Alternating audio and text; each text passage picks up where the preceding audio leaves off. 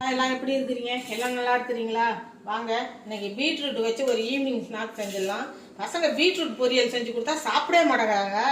இன்னைக்கு விடுறதில்ல, எப்படியாவது சாப்பிட வச்சிடணும்ட்டு பீட்ரூட் ஒரு 200 கிராம் பீட்ரூட் எடுத்து இந்த மாதிரி தோல் சீவிட்டு கட் பண்ணி வச்சுருக்கேன்.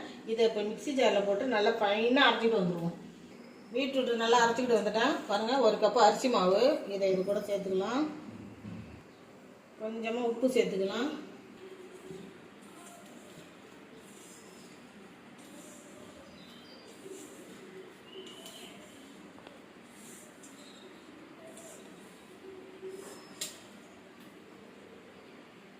கொஞ்சமாக தேங்காய் பால் எடுத்து வச்சுருக்கேன், அது இது கூட சேர்த்துக்கலாம்.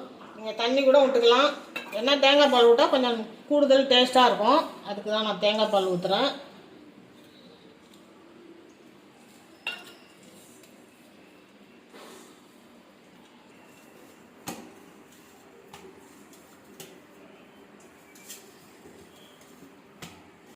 குட்டி குட்டி பாலாக செஞ்சு எடுத்துக்கிட்டேன்.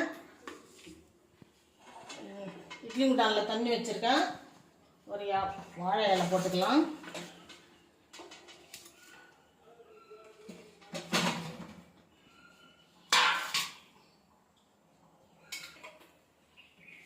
இதை அப்படியே மூடி வச்சு வேக வச்சு எடுத்துக்கலாம். வெந்துருச்சாலும் பார்க்கலாம்.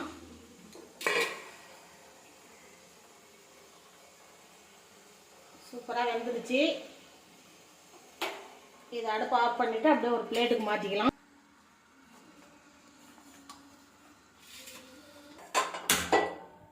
ஒரு கடாய் வச்சுக்கலாம். ஒரு 2 ஸ்பூன் தேங்காய் எண்ணெய் விட்டுக்கலாம். கொஞ்சமாக ஜீரகம் தாளிச்சுக்கலாம்.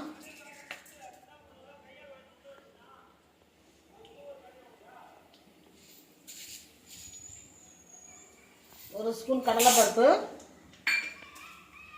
ஒரு ஸ்பூன் உளுத்தம் பருப்பு,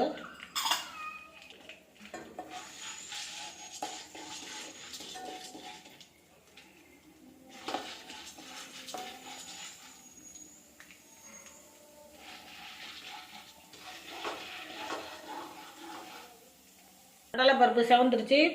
சின்ன சைஸ் வெங்காயம் ஒன்று எடுத்து பொடியாக கட் பண்ணி வச்சுருக்கேன், அதை இது கூட சேர்த்துக்கலாம். கொஞ்சமாக இஞ்சி பொடி பொடியாக நறுக்குனது அதையும் இது கூட சேர்த்துக்குவோம். ஒரே ஒரு பச்சை மிளகாய் அதையும் இது கூட சேர்த்துக்கலாம்.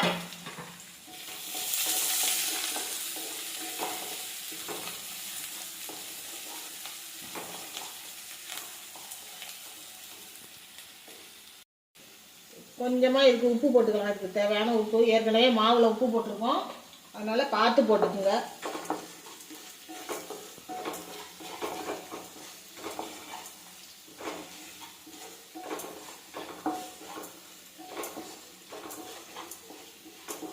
ஒரு கைப்பிடி தேங்காய் பூ எடுத்து வச்சிருக்கேன், அதையும் இது கூட சேர்த்துக்குவோம். சேர்த்து நல்லா வதக்கிக்கலாம்.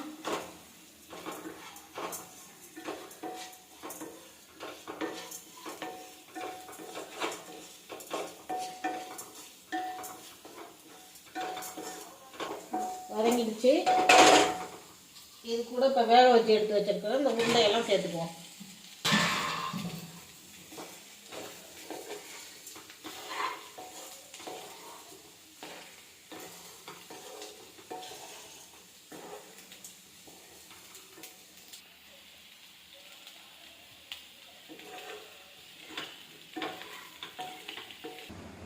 பாருங்க, சூப்பராக பீட்ரூட் கொழுக்கட்டை ரெடி ஆகிடுச்சு. இதே மாதிரி நீங்கள் செஞ்சு உங்கள் வீட்டில் உள்ள பசங்களுக்கெல்லாம் கொடுத்து பாருங்கள், நல்லா சாப்பிடுவாங்க. செஞ்சு பார்த்துட்டு எப்படி இருந்ததுன்னு எனக்கு கமெண்ட்டில் சொல்லுங்கள்.